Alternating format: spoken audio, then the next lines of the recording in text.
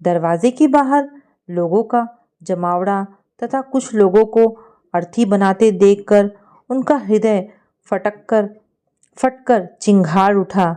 कहाँ है मेरी बच्ची, कहाँ है मेरी बच्ची कहकर चिल्लाती हुई रेखा बेतहासा दौड़कर अंदर चली गई। रेखा की घबराई नजरें चारों ओर खोजने लगी। कुछ औरतें सिर झुकाए मुंह गिराए बैठी दिखी।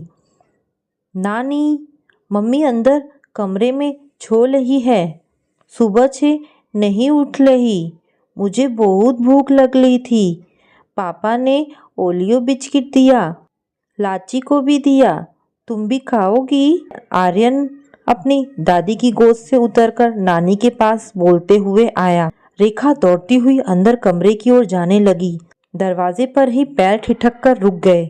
सुनसान कमरे में अकेली जमीन पर सफेद चादर से ढकी काया बेतहासा दौड़ती हुई बगल में जा गिरी। सफेद चादर हटाने के लिए जैसे ही हाथ बढ़ाया तो पीछे से आकर उदय की मां ने रेखा के बड़े हाथ को पकड़ते हुए कहा, मत हटाइए समधिन जी, नहीं देख पाइएगा। पूरा शरीर दवा के रिएक्शन से फूलकर एकदम भयानक सा काला पड़ गया है। रेखा चिल्ला चिल्लाकर रोने लगी। सुधीर स्वयं रोते संभलते हुए रेखा को संभालने की कोशिश करने लगा। रेखा ने बेतहासा हाथ पीटते हुए चेहरे से चादर को हटाया। चेहरे पर काले धब्बे के निशान, मानो पूरी उंगलियां गवाही देने के लिए गाल पर खड़ी है। रेखा उसके गालों को सहलाती हुई चूमने लगी। मन में शंका कौंधी और उसने पूरी चादर एक ही झटके में उघाड़ फेंकी।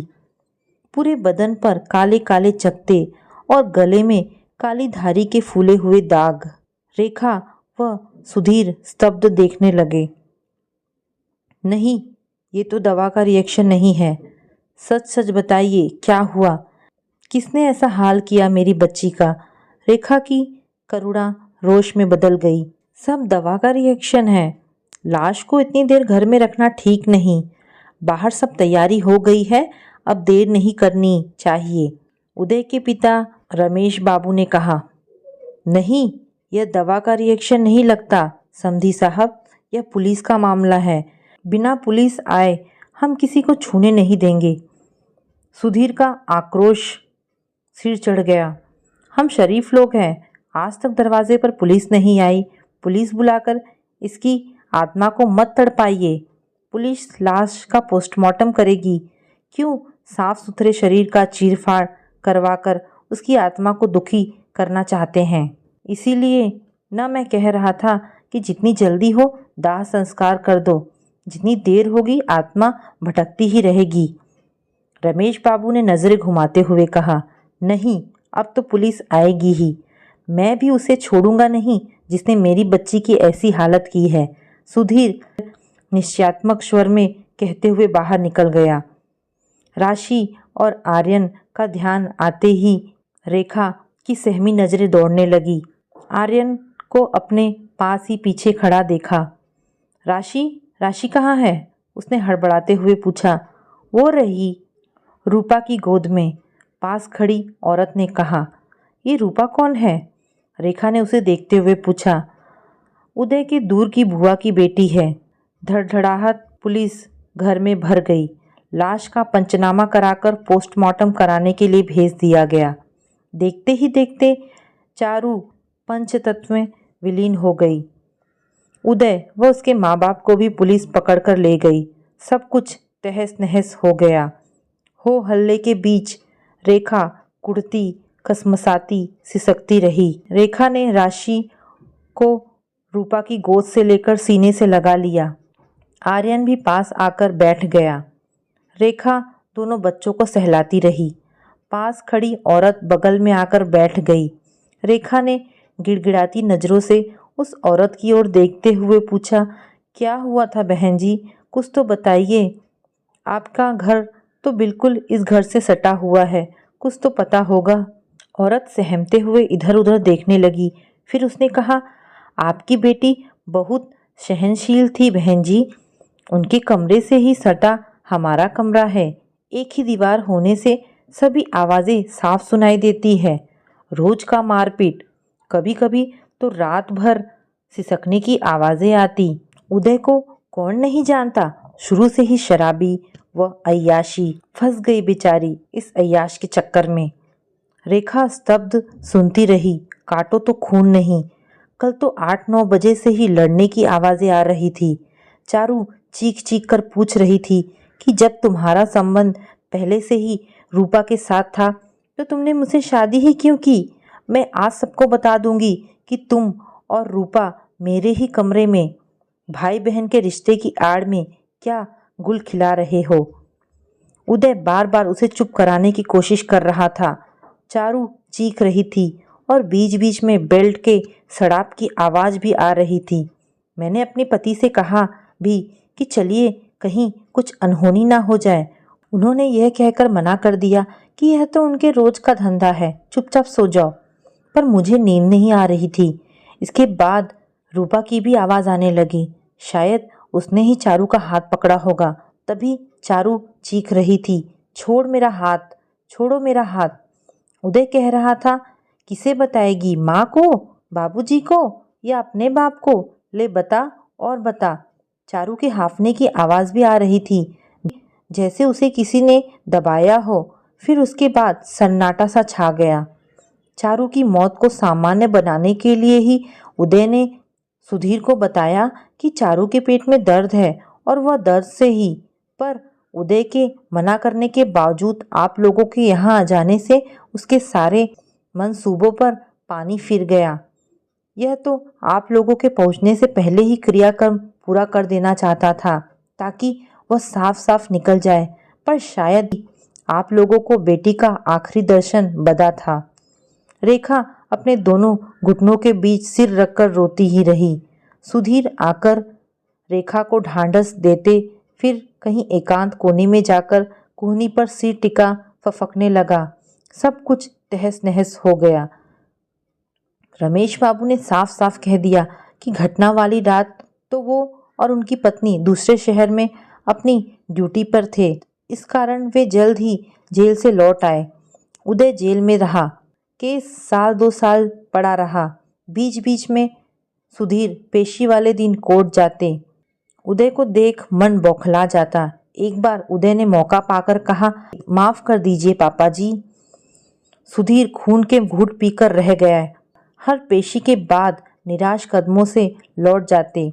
पता चला कि पोस्टमार्टम रिपोर्ट बदलवाने के लिए उन्होंने 2.5 लाख रुपए खर्च किए थे। आर्यन और राशि के बालमन को भी समझा दिया कि उनके नाना नानी अच्छे नहीं हैं। उन्होंने ही उसके पापा को जेल भिजवाया है। रमेश बाबू ने सुधीर से समझौते की बात कही। अफसोस प्रकट करते हुए कहा, जो होना था सो हो गया। बीते को कोई वापस नहीं ला सकता। अब उनकी निशानी को हमें संभालना है। यतीम से पल रहे हैं फूल जैसे बच्चे। आप जैसा चाहते हैं। उदय को सज़ा भी हो जाएगी पर बच्चे जीवन भर के लिए यतीम बन जाएंगे। उदय घर में आ जाएगा तो कम से कम बच्चों को तो देखेगा ही। हम कब तक जीवित रहेंगे? बच्चों के नाम 10-10 लाख रुपए जमा कर दिया गया है। उन्हें पैसों की कोई कमी नहीं होगी, पर माँ बाप का स्थान तो कोई नहीं ले सकता। रमेश बाबू की बातें सुधीर के दिमाग में घूमती रही। कई रात सुधीर को नींद नहीं आए। हर समय चारू के बारे में सोचता रहता। आर्यन व राशि का मासूम चेहरा बेचैन कर देता। सालों साल कोर्ट के चक्कर व हर पेशी के बाद निराश कदमों से वापसी, मन कुंठित हो जाता। दिलो दिमाग का अंतर्द्वंद चलता रहता। दिल कहता कि अपने जान के टुकड़े के कातिल को छोड़ना नहीं, जैसे भी हो उसे फांसी दिलानी ही है। और शातिर दिमाग बीच में ही टपक पड़ता कि क्या इससे चारू वापस आ जाएगी। ऊपर से उसकी आत्मा और कुंठित होगी कि उसके बच्चे यतीम से पल रहे हैं। कम से कम बाप रहेगा तो एक नज़र देखेगा ही। दिमाग ने फतह पा ली। बेटी का कातिल आज़ाद हो गया। चारू के जाने के बाद सुधीर बिल्कुल गुमसुम हो गया। उसकी याद उसे बेचैन करती रही। उसके सभी सामानों को एकटक निहारता रहता। कभी रेखा से कहता कि काश हम उसकी शादी अशोक से ही कर देते तो कम से कम हमारी बेटी तो रहती। समाज जो कहता सो कहता। कहाँ है समाज जो कातिल को सजा भी नहीं दे पा रहा। फूट पड़ता सुधीर का गुस्सा, फिर खुद फूट फूट कर रोने लगता। सौतेली माँ आते ही बाप भी सौतेला हो जाता है।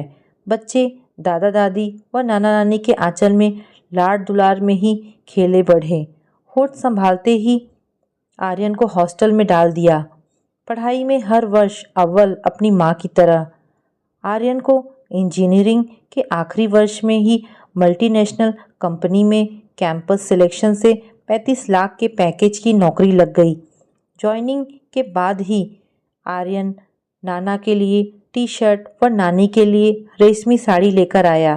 थोड़ी सकुचाहट से नाना की ओर देखते हुए कहा, नाना जी, मेरे साथ ही कॉलेज में नेहा पढ़ती थी, उसकी भी मेरी ही कंपनी में नौकरी लगी है। बहुत अच्छी लड़की है, राशि भी उसे बहुत पसंद करती है। एक बार आप लोग उससे मिल लीजिए, यदि पसंद आई तो। यदि तुम्हें और राशि को पसंद है तो अच्छी ही होगी बेटा, हम जरूर मिलेंगे, कहते हुए शहर स्वीकार लिया। सालों गुजर गए, पर कोई दिन ऐसा नहीं गुजरा होगा कि सुधीर को चारू का ख्याल ना आया हो। सदा आसपास ही महसूस करता। आर्यन की शादी से मन प्रसन्न है। रात देर तक शादी की बातें होती रही। बार बार कहता, आज चारू रहती तो बहुत खुश होती। शादी की थकान से रेखा नींद की आगोश में चली गई, पर सुधीर को नींद नहीं आ रही थी। करवट बदलते बदलते एक तारे पर ध्यान टिक गया।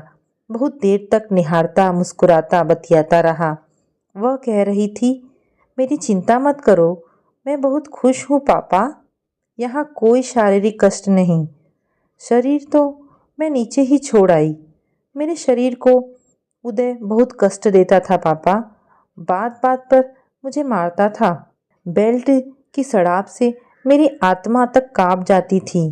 कई बार जलते सिगरेट से मेरे अंदरूनी को भी दागा। आप लोगों को सुनकर बहुत दुख होता, इसलिए मैंने आप लोगों से कुछ नहीं कहा। चारू की बातें बेचैन करने लगी। घबराहट ऐसी बढ़ी कि पूरे शरीर पर ओस की बूंदें सी फूट पड़ी। उठकर बैठ गया। सांसें लंबी होने लगी, दम फूलने लगा।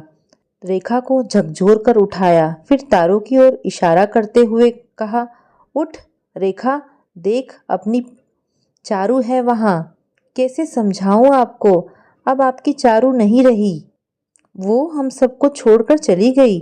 रेखा ने सुधीर को अपनी बाहों में समेटते हुए कहा। तो दोस्तों, ये कहानी का अंतिम भाग था।